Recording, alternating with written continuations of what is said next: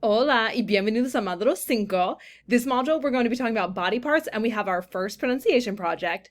So make sure that when you look at the materials, the textbook pages jump around a lot because it's like different parts of the body. So make sure that you look like at each section. Um, actually, I Hola y bienvenidos a Módulo 5. This module, we're going to be talking about parts of the body, and we have our first pronunciation project. So when you go through the textbook pages, make sure that you check all of them because it jumps around a lot. It's like there's some in one chapter, some in another chapter, because it's like each different section of the body is in its own section. So just make sure you check all of them.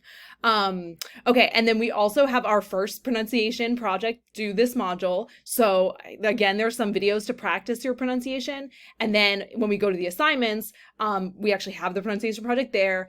You're just reading that text, aiming for clear pronunciation. If you want to meet with me to go over it, please let me know and we can set up a Zoom to talk about it. It's really helpful, especially if you've been getting lower grades on your pronunciation for your other speaking assignments.